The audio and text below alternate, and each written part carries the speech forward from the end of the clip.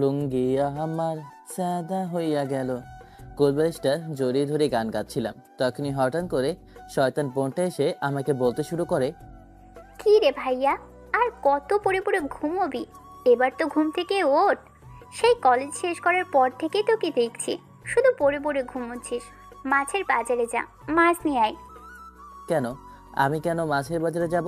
তুই জানা আমি এখন ঘুমাবো। আর আমি যখনই মজা করে ঘুমাতে যাই তখনই তোদের এমন এত কিছু লাগার প্রয়োজন কেন হয়? কেন আমরা তোকে রেখেছি তাদের ছেলে হিসেবে? তা তুই কাজ করবি না তো কে করবে? তুই যদি কাজ না করিস তাহলে তোর খাওয়া বন্ধ, আম্মু বলে দিয়েছে। কি? আমি কাজের ছেলে? মানে তুই কি বললি? আমি কাজের ছেলে? আরে তোকে তো রাস্তা থেকে করিয়ে নিয়ে এসেছি। আমি বাহানা করেছি যে আম্মু এই ছোট বাচ্চাকে তোমরা নিয়ে আসো। তোকে তো তোর মা ডাস্টবিনে ফেলে দিয়েছে। আম্মু দেখো, ভাইয়া কী সব বলছে। আমাকে নাকি তোমরা ডাস্টবিন থেকে কুড়িয়ে নিয়ে এসেছো। ফাজিলটা ঠিক আম্মুর কাছে বিচার দিয়ে দিল। তখনই আম্মু হাতে একটা ঝাড়ু নিয়ে আমার কাছে এসে বলতে শুরু করলো, তোদের জ্বালায় আমি কি ঘরের মধ্যে একদণ্ড শান্তিতে থাকতে পারবো না? ভাই বোন দুইটা কি শুরু করলি? সারা দিন শুধু ঝগড়াই করিস। আর তানভীর, তোর হয়েছেটা কি? তুই কি সারা দিন এখানে ঘুমাবি নাকি? কয়টা বাজে? তোর আব্বু সেই সকাল 9টায় অফিসে গিয়েছে, এখন ঘড়িতে 11টা বাজে, এখনো তুই ঘুমাচ্ছিস? আম্মু আমি ঘুমালে তোমাদের জলে কেন? বুঝি না। একটু ঘুমাই তো মাত্র। এখন তো আমার এমনি তো ক্লাস নেই, তাই তো ঘুমাচ্ছি। এত কমিয়ে ভাবে ডাকি? সারা দিন শুধু পড়ে পড়ে ঘুমাস। যা, বাজারে যা, বাজার থেকে মাছ নিয়ে আয়। আমি মাছের বাজারে যাব? তুমি তোমার মেয়েকে পাঠাও, আমি পারবো না। ঝাড়ুর বাড়ি কি তোর পিঠে পড়বে নাকি? তার আগে যাবি। ধুর, ভালো লাগে না। কথাটা বলে আম্মুর থেকে টাকা নিয়ে বাজারে যাওয়ার জন্য রওনা দিই। ওহ, আপনাদের তো আমার পরিচয়টাই দেওয়া হলো না। আমি বাবা মায়ের বড় ছেলে। আমার একটা পিচ্চি বোন আছে। আমার বাবার ছোটোখাটো একটা ব্যবসা আছে, ওটা দিয়ে আমাদের ভালোই চলে যায়। আমি তানবীর ইসলাম, আমাকে তানবীর বলে ডাকে। আমি এবার ইন্টার শেষ করলাম। বাবা বলল ভালো একটা ইউনিভার্সিটিতে অ্যাডমিশন করে দেবে। ওহ, আপনাদের তো পরিচয় দিতে দিতে বাজারে চলে এসেছি। এমনিতে বাজারে আমি আসি না, আব্বু একটু কাজে বের হলে তাই আম্মু আমাকে পাঠিয়েছে। ভালো মাছ আমি চিনি না, তারপরেও কোনো রকমের মাছ কিনে আমি বাসায় ফিরছি আর গান গাচ্ছিলাম। টাঙ্কি আমার সাদা হইল রে, ও টাঙ্কি আমার সাদা হইয়া গেল রে। আর আমি গানটা গাইতে গাইতে আমি বাজার থেকে বের হচ্ছিলাম, তখনই হঠাৎ করে পেছন থেকে কেউ ডাক দেয় আর আমি ভয় পেয়ে যাই। ভয়ে ভয়ে পেছন ফিরে তাকালাম, দেখি আমার বন্ধু আকাশ। কিরে বন্ধু, আমরা লুচু, তুই দেখি এখানে কি করিস? মাইয়া খুঁজতে এসেছিস নাকি? আরামজাদা, যা সবার যেমন সে তেমনই তো করবে। আমি কি তোর গার্লফ্রেন্ড বারোভাতেরি সাদিয়াকে যেমন তুই সন্দেহ করিস, ঠিক তেমন আমাকে কি তোর একই সন্দেহ মনে হয় নাকি? না তা না, এমনিতেই। মানে কি হঠাৎ করে বাজারে আসলি তাই আর কি। আর দেখছি হাতে বাজার, কাহিনীটা কি? ভাই দেখ, সময় আছে, সময় থাকতে ভালো হয়ে যা। আর ওই বারো ভাতারির কাছ থেকে দূর হয়ে যা। হারামজাদা, আমার সাদিয়া কখনো এমন হতে পারে না। তুই কি ভেবেছিস আমার সাদিয়া আমাকে ছেড়ে অন্য কোনো ছেলের সাথে কথা বলে? এটা কখনোই সম্ভব না। আল্লাহ, এই পোলাপাইন গুলারে তুমি কি দিয়ে বানাইছো? তুমি মাবুদ জানো, ওদেরকে যতই আমি বুঝিয়ে বলি না কেন ওরা বুঝবে না। ওদের কখনো বোঝ আল্লাহ পাক তুমি দেবে না।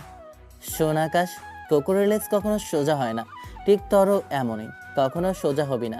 তোকে যতই বলি তুই কই লুচ্ছামি করেই বেড়াবি।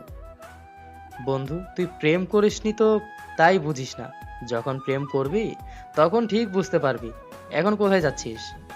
আরে আজকে আব্বু কোথায় জানি চলে গিয়েছে, আর বাজার করে নাই, তাই আমাকে বাজার করতে আম্মু পাঠিয়েছে। যাই হোক, মাছ নষ্ট হয়ে যাবে বাজার থেকে যদি বাসায় তাড়াতাড়ি না ফিরি, তাহলে কিন্তু আমার খবর আছে। ঠিক আছে বন্ধু, তাহলে তুই যা। তোর সাথে সন্ধ্যায় একটা কথা আছে। সন্ধ্যায় আমার একটা জিনিস প্ল্যান করেছি, তোকে ওখানে আসতে হবে। তুই সব সময় আকাম করে বেড়াস, তোর কাছে গেলেই একটা না একটা বিপদে পড়তেই হয়। যতবার বিপদে পড়েছি, অথবা আমাকে আব্বু যে কেলানি দিয়েছে আল্লাহ জানে। এবার তো কলেজটা শেষ হয়েছে, এবার কোথায় অ্যাডমিশন করে দেয় আর ভয় আর বলে দিয়েছে এখানে যদি ফাজলামি করি তাহলে এখানে আর আমাকে রাখবে না বলে দিয়েছে। আরে না, কোনো সমস্যা নেই, তুই যা, আমি ফোন দিলে চলে আসিস। আকাশকে বিদায় জানিয়ে মাছের বাজারটা নিয়ে আমি বাসায় চলে আসলাম। এসে যখন ছোট বোনকে মাছের বাজারটা হাতে দিলাম আর কোমরে হাত দিয়ে বললাম, দেখেছিস তোর ভাই তোর জন্য কত সুন্দর বড় বড় মাছ নিয়ে এসেছে।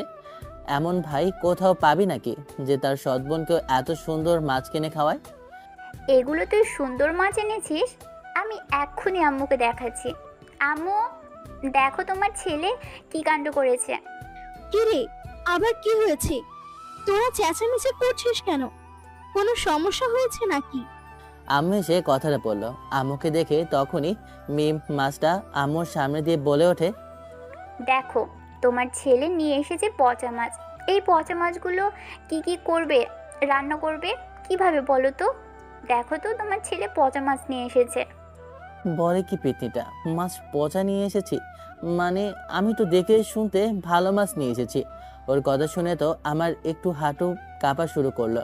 তখনই আম্মু এসে মাছগুলো দেখতে লাগলো। গোলামির পোদ, এই কি মাছ নিয়ে এসেছিস?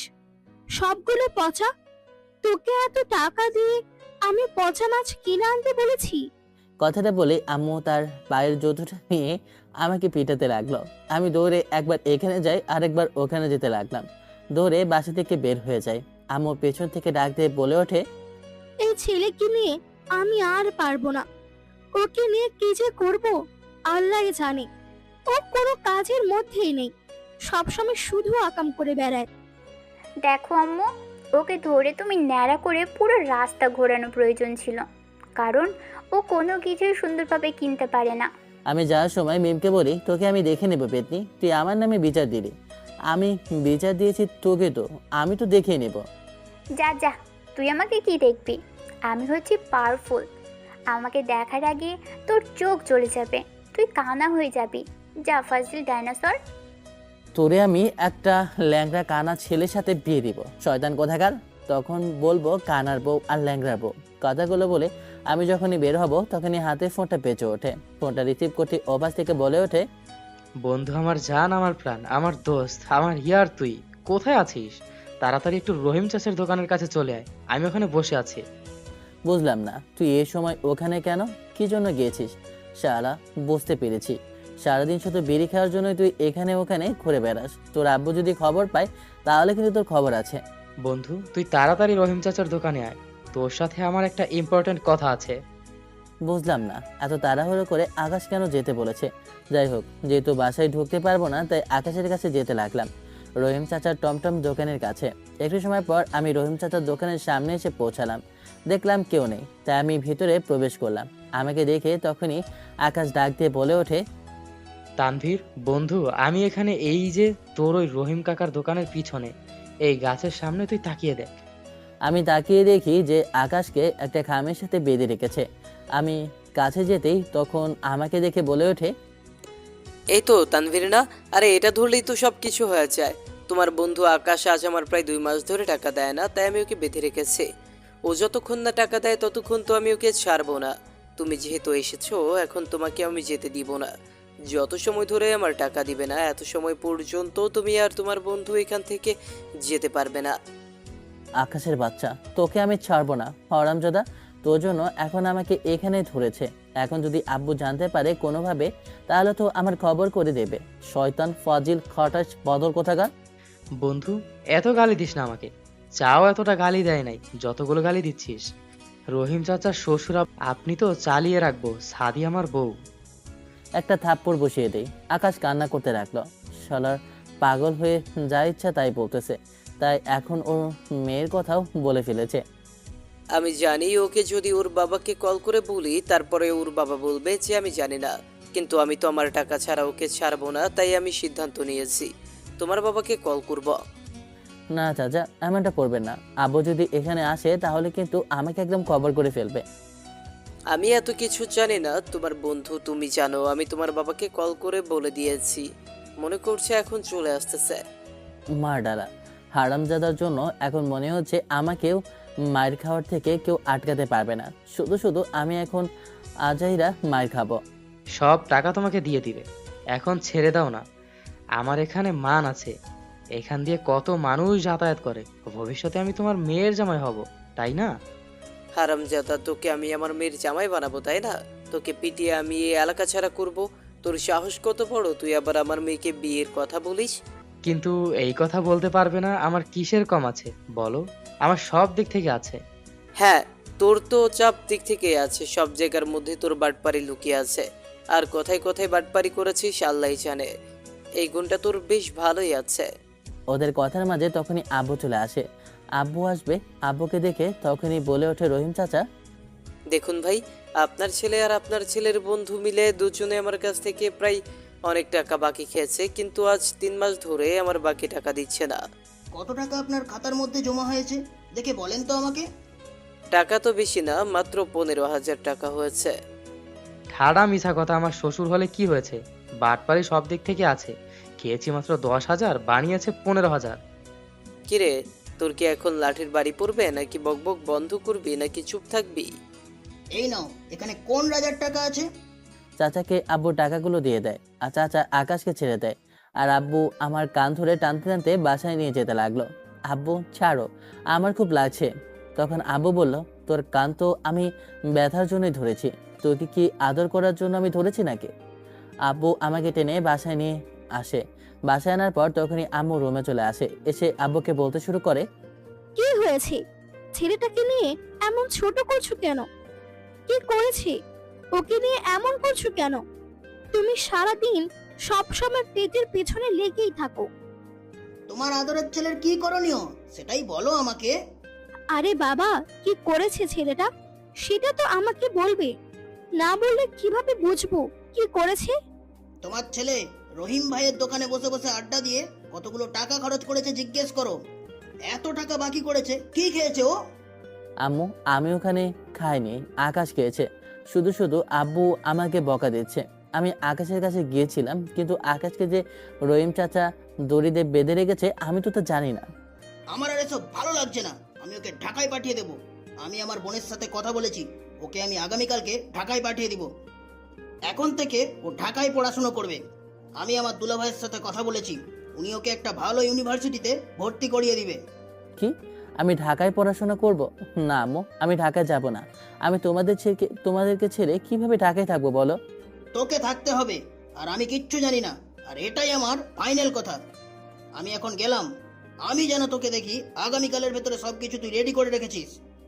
কথাটা বলে আব্বু ওখান থেকে চলে যায়। তখনই আম্মু আমার কাছে এসে আমার হাত বুলিয়ে বলতে শুরু করে, দেখ বাবা, তোর বাবা যা করবে তোর ভালোর জন্যই করবে। হ্যাঁ, শয়তান তুই, চলে যা। তুই এখানে থাকলে বেশি ফাজলামি করিস, আর এখানে ওখানে শুধু ঘুরে বেড়াস, পড়াশোনা তো করিসই না। ঢাকায় চলে গেলে তো অন্তত পড়াশোনাটা একটু করবি। ওখানে ফারজানা আপু আছে, ফারজানা আপু তোকে পিটিয়ে পিটিয়ে পড়াবে। হ্যাঁ হ্যাঁ, আমি তো চাই ফারজানা আপু তোকে পিটিয়ে পিটিয়ে ফারজানা আপুর কথা শুনতে শরীরটা কেঁপে ওঠে। কারণ ফারজানা আপু যে খুবই ভয়ঙ্কর একটা মেয়ে। ছোটবেলায় আমি যদি কোনো মেয়ের সাথে কথা বলতাম বা কিছু বলতে যেতাম তাহলে আমাকে ধরে পেটাতো। আম্মু আমি ফুপুর বাসায় যাব না, ওই ডানিটা আমাকে যদি দেখে তাহলে চিবিয়ে খেয়ে ফেলবে। আমি তো চাই ফারজানা আপু তোকে পেটাক। আমি কল করে বলবো তুই আমার উপর কত নির্যাতন করছিস। কি বললি শয়তান? আমি তোর উপর নির্যাতন করেছি নাকি তুই আমার উপর নির্যাতন করেছিস সেটা আমাকে বল। এই, তোরা এখন চুপ করবি? তোরা দেখে আবার সাপের মতো আর বেজির মতো লেগে গেলি। চুপ কর এখন। তানভীর বাবা, তুই এখন তোর আব্বু যা বলে তাই শোন। তুই একটু তোর বাবার কথা শুনে চল। আম্মু তুমিও বলছো? আচ্ছা ঠিক আছে, তোমরা যদি চাও আমি ঢাকা গেলে তোমরা খুশি থাকবে তাহলে ঠিক আছে, আমি ঢাকায় চলে যাব। কথাটা বলে আমি রাগ করে নিজের রুমে চলে যাই। শুধু শুধু ছেলেটাকে এভাবে কষ্ট দেওয়া ঠিক হলো তোমার? দেখো, আমি যা করেছি তোমার ছেলের ভালোর জন্যই করেছি, বুঝেছো? এখানে থাকলে তোমার ছেলেকে আর দেখতে হবে না। এমনিতেই যে অবস্থা, আরে ও কি বাইরে কোথাও যাচ্ছে নাকি? ও তো আমার বড় বোনের বাসায় যাচ্ছে। আর এমনিতেও তুমি কি ওদের ছোটবেলার কথা ভুলে গেলে নাকি, আমার আর আমার বোনের কথাটা? তা তো ঠিক আছে, কিন্তু পড়াশোনা শেষ হওয়ার পর না হয় সব, কিন্তু এখন ওকে পাঠিয়ে দিলে কেমন দেখা যায়? এভাবে তোমার ছেলেকে আমি নিজের সামনে খারাপ হতে দেখতে পারবো না। তুমিও কোনো কথা বইলো না, চুপ থাকো তুমি। ও ওখানে আরো ভালো থাকবে, বুঝেছো? আব্বু, তুমি কি সত্যি বড় ভাইয়াকে ঢাকায় পাঠিয়ে দিবে নাকি? আব্বু সত্যি বলছি, তোর ভাইকে ঢাকায় পাঠিয়ে দেবো। ও এখন থেকে ওখানে পড়াশোনা করবে, বুঝতে পেরেছো? আব্বু, ভাইয়াকে পাঠিয়ে দিও না, এমনিতেই মজা করে বলেছি। আমি সত্যি ভাইয়াকে অনেক ভালোবাসি।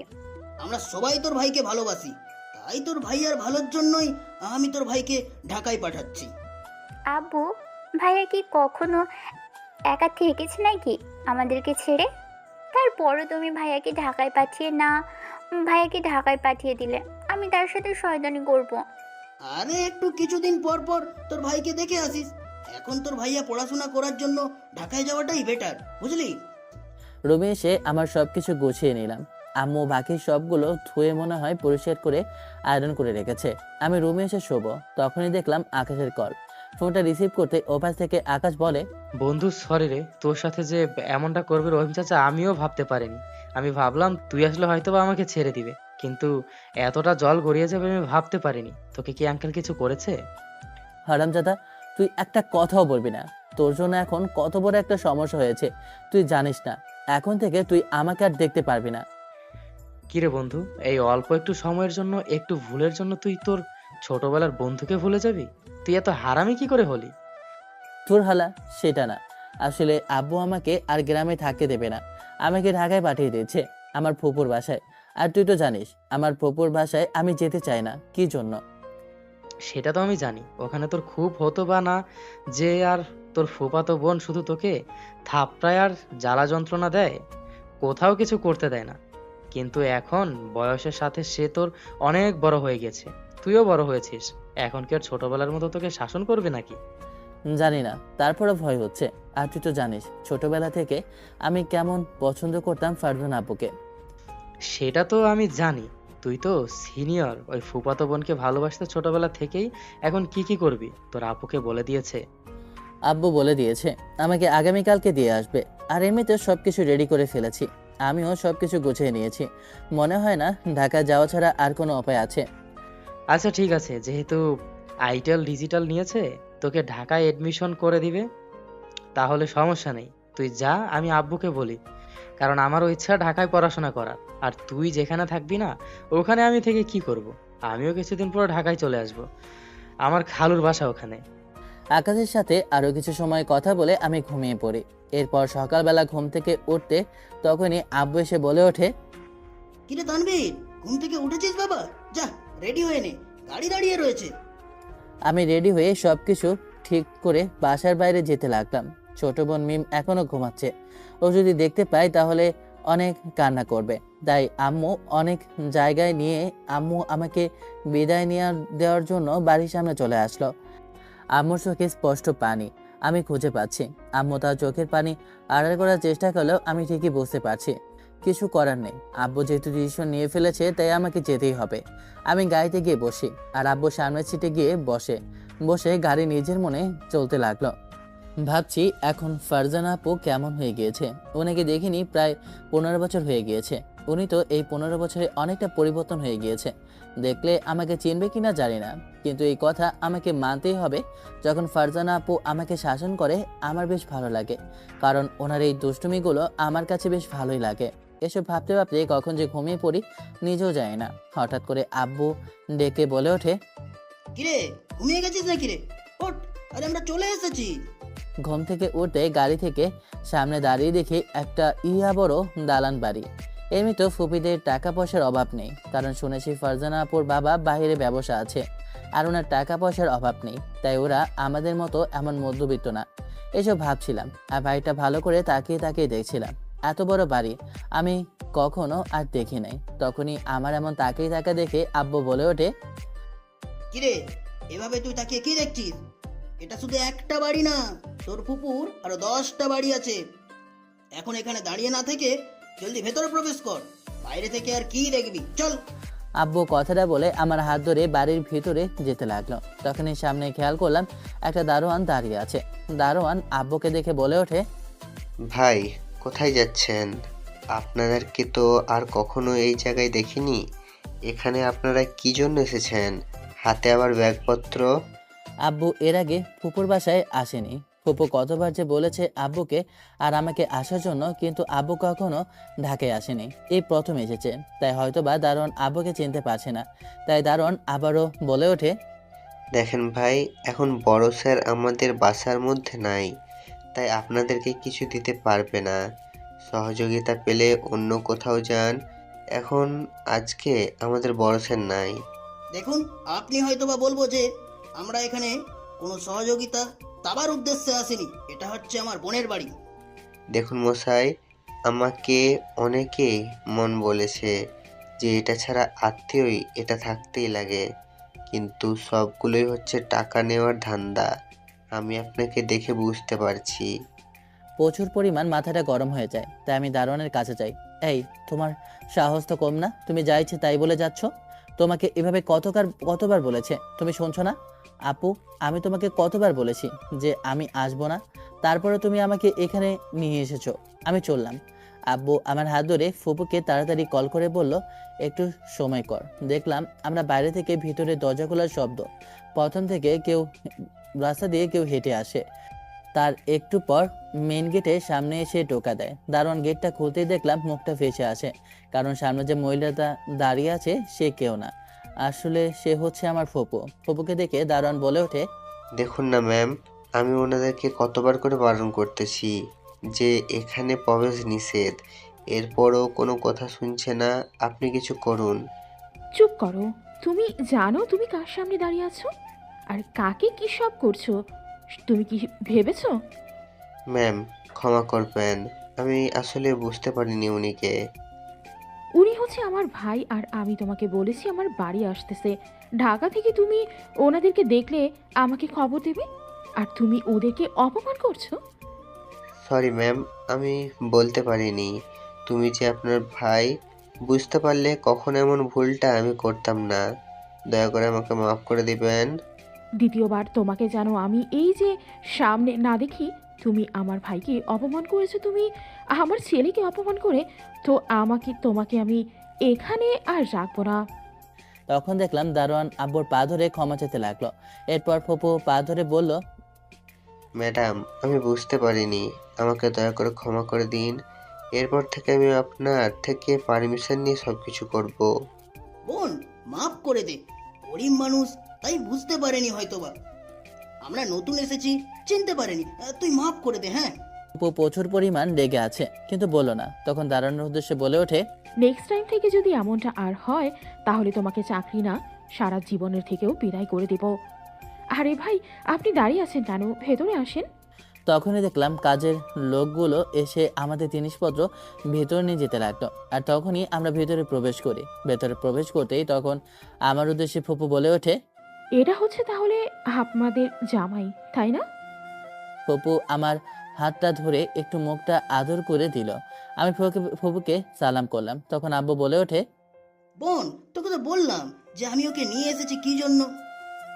আরে ভাই, আপনি আর এসব নিয়ে চিন্তা করা লাগবে না। ও তো আমার ছেলে, তাই না? আমি আমার ছেলেকে দেখে শুনে রাখবো। এসব নিয়ে আপনাকে একবারও ভাবতে হবে না। বোন, আমাকে যে আবার রিটার্ন আবার বাসায় যেতে হবে। ভাই, কী সব বলছেন? আপনি এতদিন পর আপনি আপনার বোনের কাছে এসেছেন, আজকে চলে যাবেন?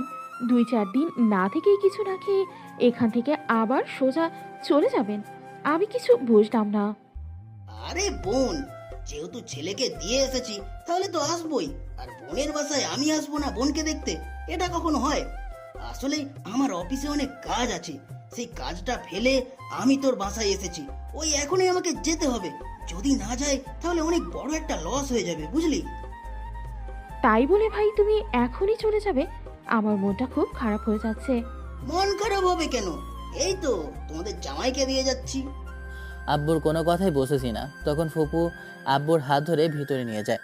এরপর আব্বুকে খাইয়ে দিয়ে তারপর নামিয়ে দেওয়ার জন্য তাদের একটা গাড়ির ড্রাইভারকে বলে গাড়ি বের করে আব্বুকে বাসায় দিয়ে আসতে। আমি বাড়িটা দেখে তো অবাক হয়ে যাই, কারণ এত বড় বাড়ি আমি জীবনেও কখনো দেখিনি, এবং কি এত সুন্দর, রাজপ্রাসাদের মতো সুন্দর। তখন ফুপু বলে ওঠে, কি রে বাবা, তানভীর তোর বাসাটা পছন্দ হয়েছে? চল তোকে তরুণটা দেখিয়ে দিই। আর হাত আগামীকালকে আমি গিয়ে তোকে অ্যাডমিশন করিয়ে দেব। সব কিছুতে দেখলাম, কিন্তু আঙ্কেল কোথায়? আর ফারজানা আপুই বা কোথায়? ফারজানা ইউনিভার্সিটিতে গিয়েছে, আর তোর আঙ্কেল ব্যবসার কাজে একটু বাইরে গিয়েছে। চল তোর রুমটা দেখিয়ে দিই, ওখানে গিয়ে তুই ফ্রেশ হয়ে নে, এরপর সব কিছু গোছগাছ করে নে। আমি খাবার বাড়ছি তোর জন্য।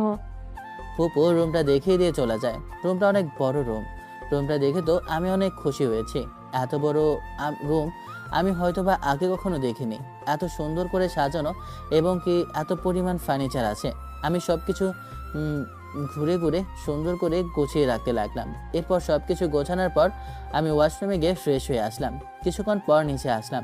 নিচে আসার পর ফুপু বলে, বাবা, তোর পছন্দের সব খাবার এখানে রান্না করা আছে, যা লাগবে তুই নিজে কাজের লোকের আছে ওদেরকে বলবি, ওরা তোর সামনে দাঁড়িয়ে থাকবে।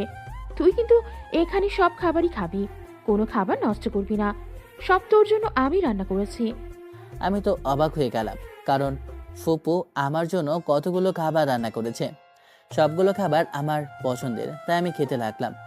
আর যাওয়ার আগে ফুপু বলল, বাবা শোন, আমি একটু শপিং মলে যাচ্ছি, তোর জন্য কিছু কেনাকাটা করার জন্য তুই যেগুলো নিয়ে এসেছিস এগুলো তো দেখছি এতটা ভালো নেই, আমি তোর জন্য কিছু কিনে আনছি। এরপর ফারজানা আসলেও না হয় তোকে নিয়ে যাবে শপিংয়ে। কথাটা বলে ওখান থেকে চলে যায় ফুপু। আসলে আমার সব খরচ চালাতে ফুপু আর আব্বু কেনই বা জামাই জামাই আমাকে করছিল জানি না। এতটা রহস্য আমার মধ্যে ঢুকবে না। আমি নিজের মনে খাবার খেয়ে রুমে এসে শুয়ে পড়লাম, কারণ ভালো করে একটা ঘুম দিতে হবে। কত সময় ধরে ঘুমিয়ে আছে যায় না, তখনই হাতের ফোনটা বেজে ওঠে। ফোনটা হাতে নিয়ে দেখি আকাশ কল করেছে। ফোনটা রিসিভ করতেই ওপাশ থেকে আকাশ বলে ওঠে, কি রে বন্ধু, কখন পৌঁছেছিস? তুই তো একটা কলও করলি না, কখন গিয়েছিস? এই তো গেছি, বেশি সময় হয়নি, মাত্র 2-3 ঘন্টা হয়ে গেছে। দুপুরে খাওয়া দাওয়া করে ঘুমিয়ে পড়লাম। তাহলে তোর ফুপুর বাসা কেমন পছন্দ হয়েছে? আর তোর ফুপু তো মস্ত বড় লোক। আরে ফুপুর বাসায় তো একদম রাজকীয় ভাষা। আমরা হিন্দি সিনেমার মধ্যে যে বাড়িগুলো দেখি তার থেকে অনেক সুন্দর বাড়িটা। তাই নাকি? তাহলে তো ভালোই হলো। এখন তাহলে তুই ঢাকায় থেকে যা, আর তোর ভালোবাসার মানুষ ফারজানা আপু তো আছেই। তোর হালা, তোর মতো সবাই নাকি? ও বন্ধু, যাই হোক, ঢাকা ইউনিভার্সিটিতে নাকি সুন্দরী মেয়ের অভাব নেই। আমার জন্য 1 ডজন মেয়ে রাখিস, সবগুলো পটিয়ে নিস না। তো শালা, সবাইকে তোর মতো লোচো মনে হয়? আমি কারোর সাথে কথা বলি না তোর মতো, বুঝলি? শালা, তোর পিছনে কত যে মেয়ে পাগল আল্লাহ জানে। তুই শালা কন্যা রাশি, তোর কপালে সুদ মাইয়া জুটে রে। তুইও ভালো হয়ে যা, দেখবি তোর পেছনেও ঘুরবে। তোর হালা। এভাবে আমি আর আকাশ দুজনে কিছুক্ষণ দুষ্টামি করলাম। এরপর কথা বলা শেষ করে কলটা কেটে দিয়ে ওয়াশরুমে যাই। ওখানে গিয়ে ফ্রেশ হয়ে আমি রেডি হলাম, বাইরে যাব, কিন্তু কিছুই তো চিনি না। তাই কাজের লোকদের বলে আমি ছাদের উপরে যেতে লাগলাম। ছাদে গিয়ে দেখলাম অনেক সুন্দর করে ফুল গাছ লাগানো আছে। সব থেকে অবাক করার কথা হয়েছে যে ফুল গাছগুলো লাগানো আছে সবগুলো আমার পছন্দের। আমি এমনিতেই ফুল খুব পছন্দ করি, তাই ফুল গাছগুলোকে লাগিয়েছে জানার জন্য ফুবুকে জিজ্ঞেস করব। কিন্তু ফুবু বাসায় নেই। আমি ফুল গাছগুলোর সামনে গিয়ে হাত দিব, তখনই ভয়ঙ্কর লেভেলের একটা চিৎকার। তখন ফারজানা বলল, এই ছাদের উপরে ওঠার তো সাহস কই থেকে হয়েছে? তোকে কে বলেছে ছাদে ওঠার জন্য? আবার আমার পারমিশন ছাড়া আমার ফুল গাছে ধরছিস? আমি পেছন ফিরে তাকাতে দেখলাম একটা সুন্দরী রমণী মেয়ে আমার দিকে তাকিয়ে রাগী চোখে তাকিয়ে আছে। এমন সুন্দরী মেয়ে আমি হয়তো বা আমার লাইফে দেখিনি। তার টানা টানা চোখ আর মায়াবী চাহনি আমাকে পাগল করে দিল। কে এই পরিমণি যে আমার প্রথম দেখায় মন কেড়ে নিল? তখন আবার আমার দিকে চোখ বড় করে রেগে মেয়েটা আবার বলে ওঠে, কি হলো? কথা বলছিস না কেন? উত্তর দে। সাহস কি করে হয়? তুই বাসার মধ্যে কি করে ঢুকলি? আমি তো অপলক চোখে মেয়েটার দিকে তাকিয়ে রইলাম। মেয়েটা আমার শার্টের কলার ধরে টানতে টানতে নিচে নিয়ে আসলো। আম্মু, আম্মু তুমি কোথায়? এই ছেলেটাকে, ওকে বাসার মধ্যে ঢুকতে কে দিয়েছে? সাহস কি করে হয় আমার ছাদে ওঠার? কি রে মা, কি হয়েছে তোর? এভাবে কে কে আছিস কেন? কি হয়েছে সেটা তো বলবি আমাকে। সে কি, তুই এভাবেই ওর শার্টের কলার ধরে রেখেছিস কেন? আসলে আপু হয়তো এখনো বা আমাকে ঠিকভাবে চিনতে পারেনি, বা কি করে চিনবে? 15 বছর পর আমার সাথে তার দেখা। আমিও তো তাকে প্রথম দেখে চিনতে পারিনি। তখন আমাদের উদ্দেশ্যে পপু বলে ওঠে, তুই জানিস তুই কার কলার ধরে রেখেছিস? এটা হচ্ছে তানভীর, তোর মামাতো ভাই। কথাটা শোনা মাত্রই কেমন বিদ্যুতের গতিতে আমার শার্টটা ছেড়ে দেয়। আল্লাহ, আমি কি থেকে কি বলে ফেললাম, আর কাকে কি বললাম? ছি, যার জন্য আমার বাগান তাকেই আমি। ফারজানা আপু এটা শোনার পর লজ্জায় মাথা নিচু করে রইল। তখন আমার দিকে রাগে চোখে ফারজানা বলল, এই, তুই আমাকে বললি না কেন যে তুই তানভীর? আমি এখনো তাকিয়ে রইলাম ফারজানার দিকে। তখন আবার বলল, কি রে, কই হারালি তুই আবার? এত সময় পর যেন আমার ঘোর কাটে। আমি কিছু বললাম না, চুপ করে রইলাম। তখন আপু আবার বলে উঠল, আম্মু, তুমি আমাকে বললে না কেন যে তানভীর চলে এসেছে? আমি ওর জন্য কত সময় ধরে অপেক্ষা করছিলাম। আলাদা নিজের ইমোশনগুলো না ধরতে পেরে কিভাবে কি বলে ফেললাম আবেগের বশতে। জিভের মধ্যে কামড় দিয়ে মাথা নিচু করে ধরে রুমের মধ্যে চলে গেলাম। ফারজানা আপু দৌড়ে রুমের মধ্যে চলে গেল। কিছুই বুঝলাম না, মনে হচ্ছে একটা বাচ্চা কথা বলল, 3 বছরের সিনিয়র। তানভীর বাবা, তুমি এসব বাদ দাও, নিজের রুমে যাও। সকালবেলা তোমাকে আবার আমরা নিয়ে ভার্সিটিতে যাব, ওখানে অ্যাডমিশন করিয়ে দেব। আমি আমার রুমে চলে গেলাম। রুমে গিয়ে ফ্রেশ হয়ে সব কিছু ঠিকঠাক করে রাখলাম। তখনই রুমের ভেতরে আবার ফুপু প্রবেশ করে বলল, বাবা, তানভীর, এই নে, তোর জন্য আমি এই জামাগুলো নিয়েছি। এগুলো আগামীকালকে পরে তুই ইউনিভার্সিটিতে যাস। আগামীকালকে তুই ফারজানার সাথে শপিংয়ে যা, তোর পছন্দ অনুযায়ী জামা নিস। ফুপু, এমনিতেই আমার কাছে অনেক জামা আছে, এরপরও কেন এত জামা নিতে গেলে? এরপর আবার বলছো ফারজানা আপুকে আমাকে শপিংয়ে নিয়ে যেতে। বুঝতে পেরেছিস? এখন চুপচাপ করে লক্ষ্মী ছেলের মতো গোসল করে নিচে আয়, আমি তোদের জন্য খাবার বাড়ছি। আমি ওয়াশরুমে গিয়ে গোসল করে রেডি হয়ে নিচে আসলাম। নিচে আসে দেখলাম যে ফারজানা আপু আগে থেকে বসে আছে, মনে হচ্ছে আমার জন্য অপেক্ষা করছে। আমি টেবিলে বসতে ফুপু আমাকে আর ফারজানা আপুকে খাবার দিল। তখনই হঠাৎ করে খানার মাঝখানে ফারজানা আপু তার পা দিয়ে আমার পায়ের ওপর ওঠাতে লাগলো। এমন কাণ্ডে আমি যেন আটকে উঠলাম, শরীরটাও নাড়া দিয়ে উঠলো। তখনই আমার এমন অবস্থা দেখে ফুপু বলে ওঠে, কি রে বাবা, কিছু হয়েছে নাকি? তোর পানি লাগবে, এই নে পানি খা। হ্যাঁ, মুখে পানি খাওয়াও, তোমার ছেলেকে এখন ভালো করে পানি খাওয়াও, তাও পরে তো আবার কত কিছু উঠে যাবে। ফারজানা আপু কথাটা বলে আমার দিকে একটা চোখ মারলো। আমি কিছু বললাম না, চুপচাপ খেয়ে রুমে চলে গেলাম। ফারজানা আপু এমন কেন করছে কিছুই বুঝতে পারছি না আমি। আর কিছু না ভেবে ঘুমাতে যাব, তখনই দেখলাম ফোনটা বেজে ওঠে। দেখি আম্মুর কল। ফোনটা রিসিভ করতে ওপাশ থেকে আম্মু বলে ওঠে, কি রে বাবা, তুই কখন গিয়ে পৌঁছেছিস? আর খেয়েছিস নাকি? হ্যাঁ আম্মু, মাত্র খেয়ে আসলাম।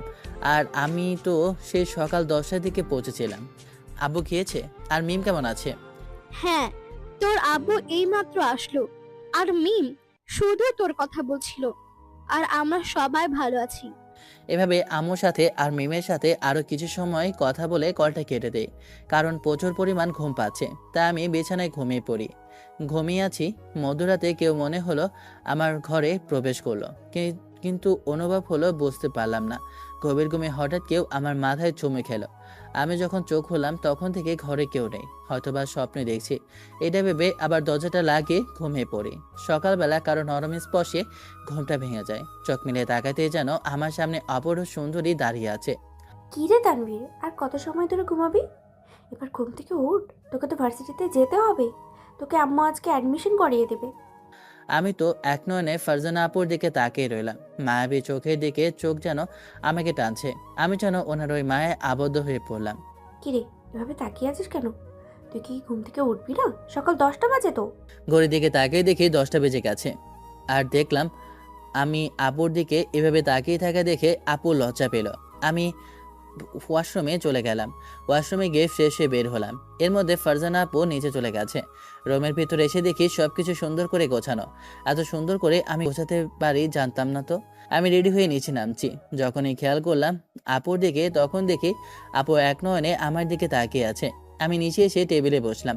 তখনই ফুপু আমাদেরকে খাবার পেরে দেয়। তানভীর বাবা, তোর আঙ্কেল তোকে অ্যাডমিশন করিয়ে দেবে। তোর আঙ্কেল সামনে ওই ভার্সিটিতে আছে, ওখানে মেইন গেটের সামনে দাঁড়িয়ে আছে। তোরা এখনই যা, নাস্তা করে। ফুপু, তুমি না বললে আঙ্কেল বাইরে গেছে ব্যবসার কাজে? উনি কখন আবার ফিরলো? আজকেই উনি ফিরেছেন। এয়ারপোর্ট থেকে আসার পর আমি কল করে বলেছি তোকে ইউনিভার্সিটিতে ভর্তি করিয়ে দিতে। ফারজানা যেখানে পড়ে তুই ওইখানেই পড়বে, কারণ তোকে দেখাশোনা করার জন্য ফারজানা আছে তাই। আমি নাস্তা খাচ্ছিলাম, ঠিক ওই দিনের মতো আমাকে ফারজানা আপু পায়ের নিচ থেকে একটা টোকা দিল।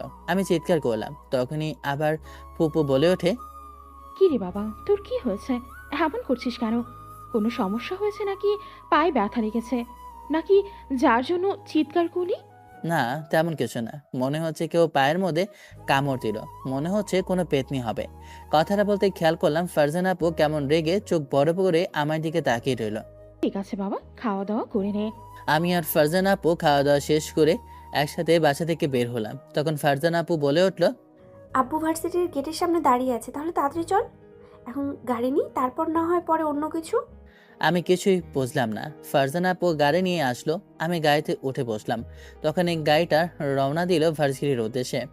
10 মিনিট পর ভার্সিটির সামনে গেলাম আর খেয়াল করলাম যে আঙ্কেল দাঁড়িয়ে আছে গাড়ি নিয়ে। আমি আর ফারজানা আপু গাড়ি থেকে নামতে আমাকে দেখে আঙ্কেল বলে ওঠে, তানভীর বাবা, কেমন আছো তুমি?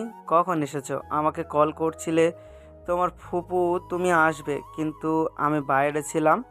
তোমার কথা শুনে আমি তাড়াতাড়ি করে বিদেশ থেকে চলে এসেছি মিটিংটা শেষ করে। আঙ্কেলকে দেখে প্রথমে সালাম দিলাম, এরপর ওনার সাথে কিছুক্ষণ কথা বললাম। এরপর উনি আমাকে নিয়ে গিয়ে এরপর ওখানে আমাকে অ্যাডমিশন করে দিয়ে ওনার সাথে পরিচয় করিয়ে দেয়। প্রিন্সিপাল হচ্ছে আমার পুরনো একজন বন্ধু, তোমার কোনো সমস্যা হলে ওনাকে বলবে, কোনো সমস্যা নেই। আর ফারজানা তো ওই ডিপার্টমেন্টেই আছে, ও তোমার থেকে হয়তো বা 3 বছরের সিনিয়র এখন, তাই কোনো কিছু না বুঝলে ওকে অবশ্যই জিজ্ঞেস করবে। আর কোনো সমস্যা হলে ফারজানাকে বলবে, ও সব কিছু দেখে নিবে। আঙ্কেল কথাটা বলে ওখান থেকে চলে যায়। এরপর ফারজানা আপু আমার কাছে এসে বলে ওঠে, সব কিছুই ঠিক আছে, কিন্তু একটা কথা কান দিয়ে তুই ভালো করে শুনে নি। এখানে অ্যাডমিশন নিয়েছিস ঠিক আছে, কিন্তু তুই যদি কোনো মেয়ের সাথে কথা বলিস তাহলে কিন্তু তোর হাড্ডি ভেঙে আমি রাস্তায় ফেলে দেবো। কেন আপু, আমি কি করলাম? আমি কারোর সাথে কথা বলে সমস্যাটা কি? আমি বলেছিলাম তুই কোনো মেয়ের সাথে কথা বলবি না, এটাই আমার শেষ কথা। এর চেয়ে বেশি কথা আমি শুনতে পারিনি। আমি তো ভয়ে একবারে চুপ হয়ে দাঁড়িয়ে রইলাম, কিছু বললাম না, শুধু ফারজানা আপুর কথাটাই শুনলাম। ঠিক আছে, এখন লক্ষ্মী ছেলের মতো যা, নিজের ক্যাম্পাসে যা।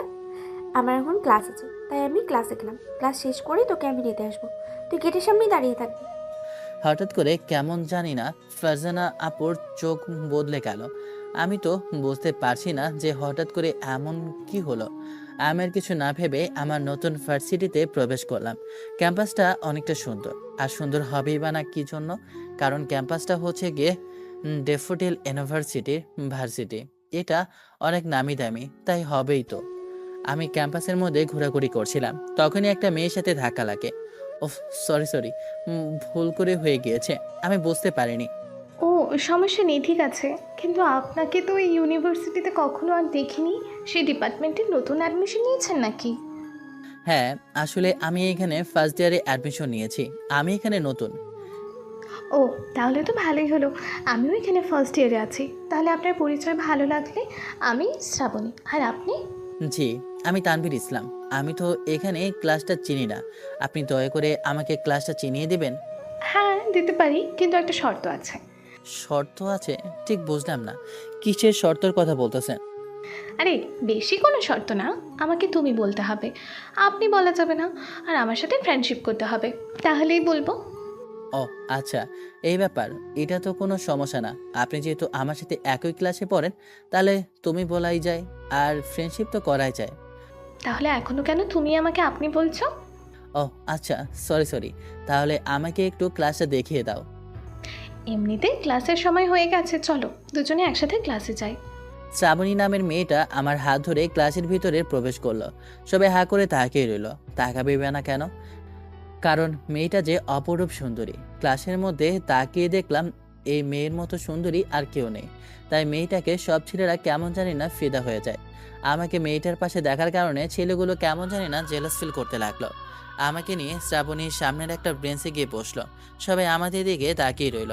অমনি ক্লাসের মধ্যে স্যার প্রবেশ করে স্যার এসে নিজের মতো লেকচার দিতে লাগলো। ক্লাস শেষ করে যখন বের হব তখনই শ্রাবণী পেছন থেকে ডাক দিয়ে বলে ওঠে, তানভীর দাঁড়াও, আমরা একটু গল্প করব, এরপর না হয় তুমি বাসায় যেও। আমি শ্রাবণীর কথায় কি উত্তর দেব বুঝে উঠতে পারছি না। তখনই শ্রাবণী হাত ধরে বলে, আচ্ছা তানভীর, তোমাকে একটা কথা জিজ্ঞেস করব, সত্যি করে বলবে? আমার হাত ধরে ক্যাম্পাসের ভিতরে নিয়ে গিয়ে কথাটা বলল শ্রাবণী। ওর কথার উত্তরে আমি বলে উঠলাম, কি এমন কথা যে কথাটা আমি আবার মিথ্যা তোমাকে বলতে যাব? তুমি জিজ্ঞেস করে দেখতে পারো, আমি কখনো মিথ্যা কথা বলিনি। আচ্ছা তানভীর, তোমার কি কোনো গার্লফ্রেন্ড আছে? মানে তুমি তো গ্রাম থেকে এসেছো, এখানে তোমার ফুপুর বাসায়। হ্যাঁ, আমি তো তোমাকে সব কিছু খুলে বলেছি যে আমি এখানে আমার ফুপুর বাসায় এসেছি পড়াশোনার উদ্দেশ্যে, আর আমার গ্রামে কোনো গার্লফ্রেন্ড নেই। কথাটা শোনা মাত্রই আমাকে আরো শক্ত করে জড়িয়ে ধরলো। আচ্ছা আচ্ছা তানভীর, তোমার নাম্বারটা দাও না। তোমার নাম্বারটা আর ফেসবুকটা আমাকে দাও। তোমার নাম্বার আর ফেসবুক আমার কাছে নেই। এক প্রকার জোর করে আমার কাছ থেকে আমার নাম্বারটা নিয়ে নিল আর ফেসবুকে ফ্রেন্ড রিকোয়েস্ট দিয়ে অ্যাড হয়ে নিল। তখনই দেখলাম হাতের ফোনটা বেজে উঠলো। দেখলাম আননোন নাম্বার, তারপরও রিসিভ করলাম। ওপাশ থেকে রাগী গলায় কেউ বলে ওঠে, কি রে, কোথায় তুই? তোর সেই কখন ক্লাস শেষ হয়েছে? আমি তো সব কিছু শুনেছি। ক্যাম্পাসে কার সাথে কথা বলছিলি? তাড়াতাড়ি ক্যাম্পাস থেকে বের হ, নাহলে আমি এসে তোকে এখন একটা এমন থাপ্পড় থাপড়াবো না, থাপড়ে থাপড়ে বের করবো। আমি তো বুঝতে পারলাম না যে এমন কথা কে বলল। তখন আমি আবার বলে উঠলাম, আমি আপনাকে ঠিক চিনতে পারছি না।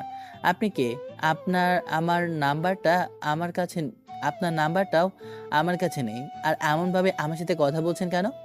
আমি তোর 7 জন্মের বউ লাগি, আর তোর একমাত্র জব যে তোকে এখন শেষ করে ফেলতে হবে। যদি 2 মিনিটের মধ্যে ক্যাম্পাসের থেকে বাইর না হয়েছিস। এখন কথাটা শোনা মাত্রই আমার বুঝতে আর বাকি রইল না যে ফোনটা ফারজানা আপু করেছে। আমার যেন আত্মাটা কেঁপে উঠল, আমার গলা শুকিয়ে আসলো। তখনই আমার এমন অবস্থা দেখে শ্রাবণী বলে ওঠে, কি হয়েছে তোমার? তুমি এভাবে ঘামছো কেন? তোমার কেন মুখ দিয়ে ঘাম বের হচ্ছে? কিছু হয়েছে নাকি চিন্তা দুশ্চিন্তা মনে হচ্ছে? তেমন কিছু না। আপু বাইরে দাঁড়িয়ে আছে আর বকাবকি করছে, এখনই বের হতে বলেছে। আমি গেলাম, তুমি ভালো থেকো। কথাটা বলে আমি শ্রাবণী থেকে বিদায় নিলাম। এরপর ক্যাম্পাসের বাইরে গেটের সামনে আসতেই তখনই আমাকে দেখে ফারজানা আপু, এত সময় ধরে কার সাথে কথা বলছিলে? সত্যি করে বল, আমি তো সব কিছুই দেখেছি। আমি বুঝতে পারলাম না যে আমি যে শ্রাবণীর সাথে কথা বললাম এটা কি করে জানলো। আমার পেছনে কি সিসি ক্যামেরা রেখে দিয়েছে নাকি ফারজানা আপু? আপু, তুমি শুধু শুধু আমাকে মেরেছ। আমি তো মেয়েটার সাথে কথা বলতে চাইনি, নিজে থেকে আমার সাথে বন্ধুত্বে হাত বাড়িয়ে দিল। এখানে আমার দোষ কোথায় বলো তুমি? চুপ কর। এখন তুমি আমাকে আবার মারলে কেন? আমি কি করেছি? আমি তোকে একবার বলেছিলাম তুই আমাকে আপু বলে ডাকবি না, আর তুই এখন থেকে ফারজানা বলে ডাকবি, কিংবা তুমি অথবা তুই, এই দুটোর একটা বলতে পারবি, কিন্তু তুই কিছুতেই আমাকে আপু বলবি না, বুঝতে পেরেছিস? তুমি তো আমার 3 বছরের সিনিয়র, তোমাকে আপু ডাকবো না তো তাহলে কি বলে ডাকবো? এই, তুই কিন্তু মাথা গরম করে দিচ্ছিস। তুই এখন থেকে আমাকে শুধু বউ বলে রাখবি, আর সোনা বলে রাখবি। আমি তোর বউ। তুমি এটা কি বললা? তুমি আমার থেকে 3 বছরের সিনিয়র, তুমি আমাকে বলছো আমি তোমাকে বউ বলে ডাকতাম? তুমি তো আমার আপু হও। কথাটা বলা মাত্রই ঠাস করে আরো 2টা থাপ্পড় লেগে যায়। এরপর আবার রাগে গলায় আমার শার্টের কলা ধরে বলে ওঠে, এই, একদম চুপ। এখন থেকে তুই আমাকে আপু বলে ডাকবি না, এখন তুই আমাকে বউ বলে ডাকবি। কি বলবি বল?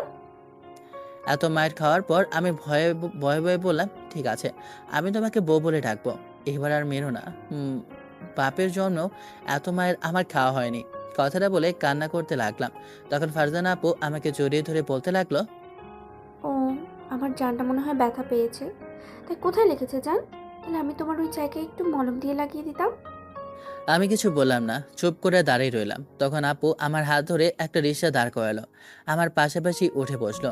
আমিও বাধ্য ছেলের মতো ফারজানা আপুর সাথে বসলাম। আমার চোখ দিয়ে হালকা হালকা পানি পড়ছে, কারণ ফারজানা আপু আমাকে অনেকগুলো থাপ্পড় মেরেছে। তখন ফারজানা আপু মিটমিট করে হাসছিল। তখনই ফারজানা আপু রেগে আমার দিকে হাত দিয়ে বলে ওঠে, এই, তুই কি বুঝিস না আমি কেন তোর সাথে এমন রাগ দেখাই? তুই একটুও বুঝতে পারিস না? আমি কিভাবে বুঝবো? আমি ছোট মানুষ, তুমি সবকিছু বুঝবে। আমি তো সব কিছুই বুঝি। আর কি বললি তুই? তুই ছোট মানুষ? হাহ, আমাকে তুই হাসাস না, হ্যাঁ? বুঝতে পেরেছিস? কেন, এখানে হাসার কি আছে? আমি তো হাসার কিছুই বললাম না, আমি তো সত্যি বলছি, আমি তো ছোট মানুষ। তুই ছোট মানুষ, তাই না? হুঁ, আজকে যদি তোকে বিয়ে দেওয়া হয়, আগামীকাল 1 ডজনের বাচ্চার বাবা হয়ে যাবে। আবার নিজেকে বাচ্চা বলে দাবি করতে লজ্জা করে না? কি যে বলো না তুমি এসব, কি যে বলো না তুমি এসব, আমার লজ্জা লাগছে। আমি এগুলো বুঝতে পারি না, আমি বাচ্চা। তানভীর কথাটা বলা মাত্রই আমি নিজের ঠোঁটে ওর ঠোঁটের মধ্যে এক করে ফেললাম। ফারজানা আপু যা করলো তার জন্য আমি মোটেও প্রস্তুত ছিলাম না। ফারজানা আপু প্রায় 5 মিনিট পর আমাকে ছেড়ে দিল। আমাকে কিস করে ফারজানা হাঁপাতে লাগলো আমার সাথে। তখন ফারজানা আপু বলে উঠলো, আমি তোকে ভালোবাসি, তাই তোকে কিস করেছি। আর আমি ছাড়া অন্য কোনো মেয়ের দিকে তাকালে তোর খবর আছে। আমি ভয়ে ভয়ে কিছু বললাম না, চুপ করে রইলাম। এরপর বললাম, হ্যাঁ আমি বুবুকে বলে দিব তুমি আমার ঠোঁটে কিস করেছো।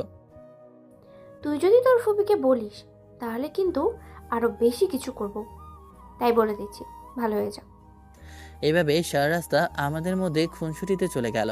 একটু সময় পর আমি আর ফারজানা আপু দুজনে বাসার সামনে এসে পৌঁছালাম। আমাদের দুজনকে দেখে ফুপু হেসে বলে ওঠে, তোরা দুজন উপরে গিয়ে ফ্রেশ হয়ে আয়, আমি তোদের জন্য খাবার বেড়ে দিচ্ছি, তোরা তাড়াতাড়ি আয়। আমি আমার রুমে চলে গেলাম। উপরে গিয়ে ফ্রেশ হয়ে আমি নিচে আসলাম। এর মধ্যে ফারজানা আপু টেবিলে বসে রইল। আমাদের দুজনকে খাবার বেড়ে দিয়ে উপরে চলে যায়। এরপর আমি আর ফারজানা আপু খেতে লাগলাম। আর ফারজানা আপু আমাকে একের পর এক খাবার দিতেই লাগলো। আমি যতবার বারণ করছি তখনই আমাকে রাগ দেখাতে যে খাবে না কেন, তুই জোর করে হলেও আমাকে খাইয়ে দিচ্ছে। আমি খাওয়া দাওয়া করে এরপর উপরে যাই। উপরে গিয়ে ওয়াশরুমে গোসল করার উদ্দেশ্যে যাই, কিন্তু দুর্ভাগ্যবশত আমি ওয়াশরুমে আমার জামা কাপড় আনতে ভুলে গিয়েছি। আমি ওয়াশরুম থেকে বের হয়ে দেখি আমার সামনে দাঁড়িয়ে আছে ফারজানা আপু। ফারজানা আপুকে দেখে আমি লজ্জায় মুখ লুকালাম। আর ফারজানা আপু কেমন নির্লজ্জের মতো হি হি করে হাসতে লাগলো। কিরে, তোর মনে হচ্ছে আমার সামনে খুব লজ্জা পাচ্ছিস? তুই আমার সামনে এত লজ্জা পাওয়ার কি আছে? হ্যাঁ, আমি তো তোর বউ লাগি, বউয়ের সামনে কিভাবে লজ্জা পায়? বলছি আপু তুমি এসব কি বলছো? তোমার মুখে কি কিছুই আটকে না? তোমার লজ্জা লাগে না? তুমি একটা পরপুরুষকে দেখছো জামা ছাড়া? কথাটা বলা মাত্রই ফারজানা আপু আমার সামনে এগিয়ে আসে আর এসেই আমার তোয়ালাটা ধরে বলে ওঠে, তুই আমার জামাই, তাই আমি তোর সামনে আসলে আমার কেন লজ্জা লাগবে? আর তুই কি বললি, পরপুরুষ? এখন কিন্তু তোর এইটা খুলে ফেলে দেবো আমি। আমি ফারজানা আপুকে ধাক্কা দিয়ে খাটের উপর ফেলে দিই। এরপর দৌড়ে ওয়াশরুমে চলে যাই। ওয়াশরুমে দরজা বন্ধ করে দিই আর পেছন থেকে ফারজানা আপু বলতে শুরু করে, বাবা, আমার জামাইয়ের দিকে খুব লজ্জা। তুমি তাহলে রেডি হয়ে নিচে এসো, তোমাকে নিয়ে আমি শপিংয়ে যাব। ফারজানা আপু মনে হয় চলে গিয়েছে, তাই আমি ওয়াশরুম থেকে বের হই। তারপর জামা কাপড়গুলো আমার ড্রয়ার থেকে বের করে জামা কাপড়গুলো পরে আমি রেডি হয়ে নিচে আসলাম। নিচে আসি দেখি ফারজানা আপু দাঁড়িয়ে আছে। আর ফারজানা আপুকে যেন একটা নীলপরীর মতোই লাগছে। কি এক অপরূপ সুন্দরী, যেন তার মায়া ভরা দুটি চোখ। আমি যেন এই চোখ দুটির মায়ে আবদ্ধ হয়ে পড়লাম। কিরে, শাড়িটা ভালো হয়নি নাকি? তাহলে বল, শাড়িটা চেঞ্জ করে আসি। না না, শাড়িতে তোমাকে বেশ ভালোই মানিয়েছে। কথাটা শুনে ফারজানা আপু একটা মুচকি হাসি দিল। এরপর হঠাৎ করে আমার হাতটা ধরে বলে ওঠে, চলো এবার আমরা এখন গিয়ে একটু শপিং মলে যাই, তারপর না হয় ঘুরতে যাব। আমিও যেন বাধ্য ছেলের মতো ফারজানা আপুর সাথে যেতে লাগলাম। আমরা একটা রিক্সায় উঠলাম। আমি শুধু বারবার আর চোখে ওর দিকে তাকাতে লাগলাম। তখন ফারজানা আপু আমার দিকে মুখ ফিরিয়ে বলে ওঠে, এই তানভীর, একটা কথা তুই কিন্তু মন দিয়ে শুনে নে। আমি শুনেছি তুই নাকি ভার্সিটিতে শ্রাবণী নামের একটা মেয়ের সাথে ফ্রেন্ডশিপ করেছিস। আজকে থেকে ওই মেয়ের সাথে যদি কথা বলতে তোকে আমি দেখি, তাহলে কিন্তু এর পরিণতি ভালো হবে না, আমি বলে দিচ্ছি। আমি কিছুই বললাম না, চুপচাপ শুধু ফারজানার কথাই শুনে গেলাম। ও নিজের মনে আমাকে শাসন করে যাচ্ছে যেন আমি ওর বিয়ে করা জামাই। এভাবে কথা বলতে বলতে রিক্সাটা একটা শপিং মলের সামনে এসে থামে। তারপর রিক্সা থেকে ফারজানা নেমে যায়, আমিও ফারজানার সাথে নামি। এরপর ফারজানা আমার হাত ধরে শপিং মলের ভিতরে প্রবেশ করলো। ভেতরে ঢুকে একটা বড় ব্র্যান্ডের কাপড়ের দোকানে ঢুকে প্রথমে আমার জন্য অনেকগুলো জামা নিজেই পছন্দ করে নিতে লাগলো। আমি অনেকবার বলা সত্ত্বেও আমার একটা কথাও শোনেনি, শুধু বকা দিয়েছে। তাই আমি আর কিছু বললাম না, জানি বললে পরে আবার রাগ করে অন্য কিছু করে ফেলবে। এরপর আমার জামা নেওয়া শেষ হওয়ার পরে ও নিজে জামা সিলেক্ট করলো আর আমাকে দেখিয়ে দিয়ে বলতে লাগলো যে কোনটা ভালো লাগে। আমার আর কি করার, বাধ্য ছেলের মতো আমার পছন্দ অনুযায়ী ওকে জামাগুলো সিলেক্ট করে দেওয়া লাগবেই। এটাই যে আমার এখন কাজ। শপিং করতে করতে প্রায় সন্ধ্যা হয়ে গিয়েছে। এরপর আমি আর ফারজানা আপু দুজনে ওখান থেকে বের হয়ে যাই। দুজনেই ক্লান্ত, তাই বাসায় ফিরবো। কিন্তু ফারজানা আপু নাচর বান্দা আমাকে নিয়ে রেস্টুরেন্টে নিয়ে যায়। ওখানে নিয়ে ভরপুর খাওয়া দাওয়া করে বাসার উদ্দেশ্যে রওনা দিই। আচ্ছা, তুমি যে আমাকে এতগুলো নিয়ে দিয়েছো, তোমাকে এতগুলোর জন্য টাকা দেওয়া লাগবে না? আমার কাছে তো টাকা নেই। কথাটা শোনা মাত্রই ফারজানা আপু রেগে, তোকে কে বলেছে টাকা দেওয়ার কথা? তুমি আমাকে একবারও কি বলেছিলে যে তুমি এগুলোর জন্য আমাকে টাকা দেবে? নাকি আমি তোমাকে বলেছি? তুই আমার একমাত্র জামাই, আর আমি তোকে কিনে দেব না কাকে দেব সেটা আমার ব্যাপার। এবার আমার ফাইনাল এক্সাম শেষ হয়েছে, তাই আমি আব্বুর অফিসে বলেছি আমি এখন থেকে সামলাবো। তাই এটা আমার ফার্স্ট স্যালারি, তাই এটা দিয়ে আমি তোকে সব কিছু করিয়ে দেবো। গালে হাত দিয়ে বসে রইলাম। আমি ভাবছিলাম যে এখানে তো কম করে হলেও 40,000 টাকার উপরে শপিং করা হয়েছে, তাই আমি এত টাকা কোথা থেকে পাবো? কিন্তু কথাটা বলা মাত্রই আমার গলা যে এত বড় একটা থাপ্পড় পাবে নিজেও ভাবতে পারিনি। আমার কাছে এত সময় ধরে লেগেছিল যে ফারজানা আপু শুধু মজা করতো, কিন্তু এখন মনে হচ্ছে উনি অনেকটা সিরিয়াস আমাকে নিয়ে। তাহলে কি ফারজানা আপু আমাকে ভালোবাসে সত্যি, নাকি শুধু আমি তার মামাতো ভাই বলে এমন কেয়ারিং করছে? আপনারা কমেন্ট করে অবশ্যই জানাবেন।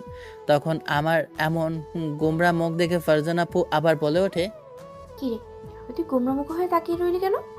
কথাটা বলে আমার গালে একটা কিস করে দিল। এরপর আমরা দুজন বাসায় চলে আসতেই তখনই আমাদেরকে দেখে ফুপু বলে ওঠে, কি রে তানভীর, ফারজানা তোদের আসতে এত দেরি হলো কেন? আমি জানি ফারজানা তোর জামা এত পছন্দ হয় না, তার জন্য এত দেরি করি। কত রাত হয়ে গিয়েছে? আরে আম্মু, ঢাকা শহরে এটা কোনো রাত? 10টা বাজে মাত্র।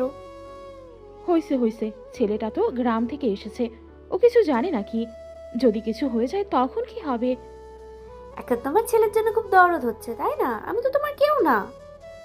ওকে তোর থেকে বেশি বুঝি নাই নাকি? তুই হচ্ছিস ওর বড়, তাই ওর জন্য আমার চিন্তা হবে না? যা রুমে যা। ঠিক আছে, আমি রুমে গিয়ে ফ্রেশ হয়ে আসছি। তানভীর বাবা, তুই বস, আমি তোর জন্য খাবার বেড়ে দিচ্ছি, তুই খেয়ে নে। ফুপু, আমি আর ফারজানা আপু বাইরে রেস্টুরেন্ট থেকে খেয়ে এসেছি। আমার এখন খিদা নেই, আমার খুব ঘুম পাচ্ছে। আমি এখন রুমে গিয়ে ঘুমাবো। ও ঠিক আছে, তাহলে তুই রুমে যা, রুমে গিয়ে ঘুমিয়ে পড়। আমি না হয় আমার রুমটা ঠিক করে রাখি, কারণ তোর আঙ্কেল আজকে আসবে।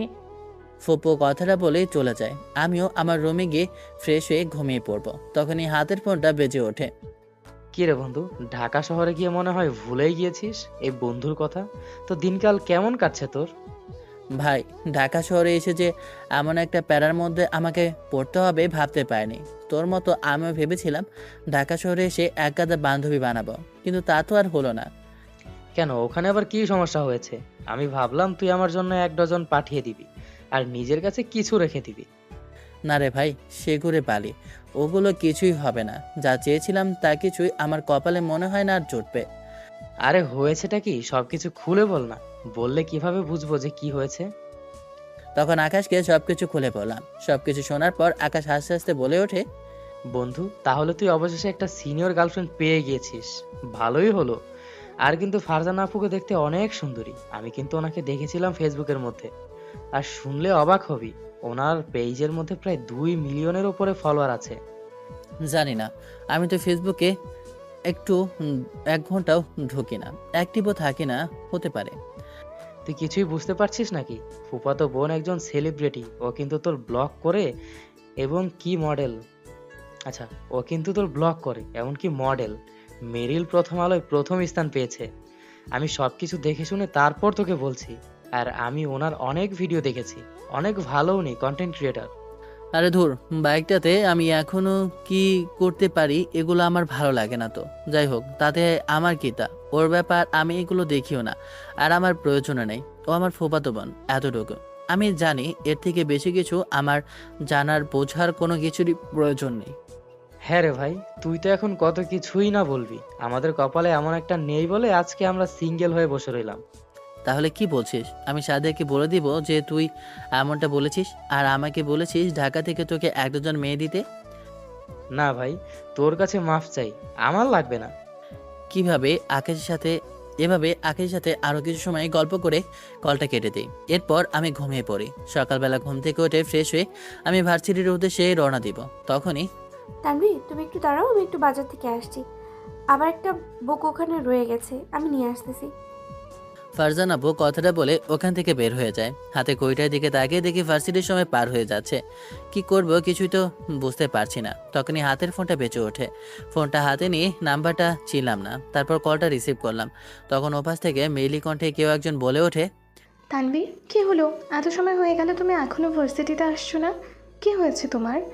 কোনো সমস্যা হয়েছে কি?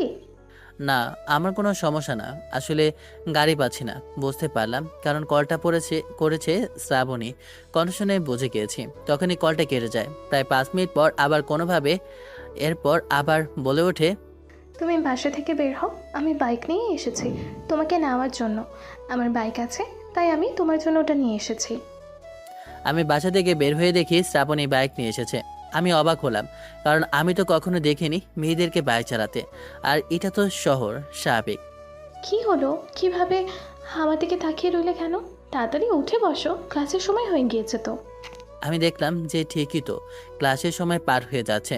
আর কখনো ফারজানা আপু আসবে তার ঠিক নেই। তাই আমি শ্রাবণীর সাথে ভার্সিটি চলে যেতে লাগলাম। বইগুলো এনে আমি যখনই বাসার সামনে আসি তখন দেখলাম যে তানভীর একটা মেয়ের সাথে বাইকের পেছনে উঠে ভার্সিটিতে যাচ্ছে। এটা দেখার পর আমার যেন পুরো দুনিয়াই উল্টে গেল। আমার যেন পুরো শরীরটা জ্বলে উঠল। আমার পা নিজে থেকেই মাঠে চলে যেতে লাগলো তানভীরকে এমন একটা মেয়ের সাথে যেতে দেখে। বাসায় এসে সব কিছু ভাঙচুর করতে লাগলাম। কিছুই রাখতেছিলাম না, হকি স্টিক দিয়ে টিভি, ফ্রিজ আর যা আছে সব কিছু। তখনই আম্মু রুমে এসে বলতে শুরু করে, কি হয়েছে মা, তুই এতটা রেগে আছিস কেন? তোকে কে কি বলেছে যার জন্য তুই এতটা রেগে আছিস?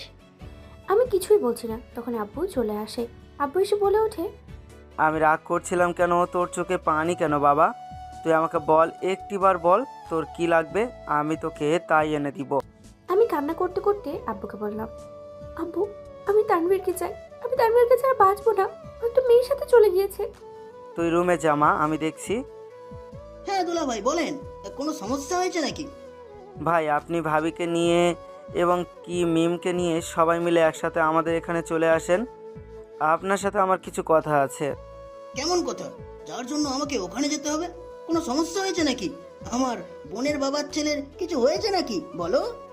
না ভাই, তার থেকে অনেক কিছু বেশি হয়ে গিয়েছে। আপনি আসুন, আপনি আসলেই আমি আপনাকে সব কিছু খুলে বলছি। কি হয়েছে তানভীরের আব্বু? কে কল করেছে? তোমাকে এমন দুশ্চিন্তার মধ্যে দেখছি যে। সব কিছু নিয়ে এখনো রেডি হও, আমাদেরকে আজকের মধ্যেই ঢাকায় যেতে হবে। এমনকি 2 ঘন্টার ভিতরে ঢাকায় গিয়ে পৌঁছাতে হবে। আমাকে ফ্লাইটের ব্যবস্থা করে দিয়েছে, আশা করি 10 মিনিটের মধ্যে আমরা পৌঁছে যাব। কি হলো যার জন্য আমাদেরকে এত তাড়াতাড়ি ঢাকায় পৌঁছাতে হবে? কোনো সমস্যা হয়েছে নাকি? আব্বু, ভাইয়ের কিছু হয়েছে নাকি? তুমি এত তাড়াতাড়ি করে আমাদেরকে ঢাকা যেতে বলছো? তোর ভাই কখনো কিছু করতে পারে না, কিন্তু ঘটিয়ে দিতে পারে, বুঝতে পেরেছিস? তাড়াতাড়ি রেডি হ তোরা। ক্লাস শেষ করে আমি ভার্সিটির গেটের সামনে দাঁড়িয়ে রইলাম, কিন্তু আমি ফারজানা আপুকে দেখলাম না। কল করলাম, ফোনটা বন্ধ। কিছুই বুঝতেছি না। এমনি তো আজকে শ্রাবণীর সাথে কথা বলতে বলতে অনেক দেরি হয়ে গিয়েছে, তারপরও কলটা করলো না। হয়তোবা আমার উপর রাগ করেছে। এই সময় চলে এসেছি। যাই হোক, বাসায় এসে রাগ ভাঙাতে হবে, না হলে আবার কি না কি হয়ে যায়। এসব ভেবে আমি নিজে একা একা আসতে লাগলাম একটা রিক্সা নিয়ে। বাসার সামনে আসতেই বাসাটা যেন আমার কাছে অচেনা, কারণ পুরো বাসাটা বিয়েবাড়ির মতো সাজানো। কিন্তু বুঝতেছি না এটা কি জন্য। বাসায় চলে এসেছি না অন্য বাসায় চলে এসেছি। ভালো করে তাকিয়ে দেখি এটা তো ফারজানা আপুর বাসা, কিন্তু এভাবে সাজানো কেন কিছুই বুঝলাম না। বাড়ির ভেতরে প্রবেশ করতে দেখলাম আব্বু আম্মু দাঁড়িয়ে আছে। তাদের কাছে যেতেই, আজকে এই দিনটার জন্য তোকে আমি মানুষ করেছি, মেয়েটা কত কষ্ট পেল তোর জন্য। যা বাবা, এতদিন পর দেখলে মনে হলো আমাকে গলায় জড়িয়ে ধরবে, কিন্তু আমাকে থাপ্পড় মারলো আমার কাছে যেতেই।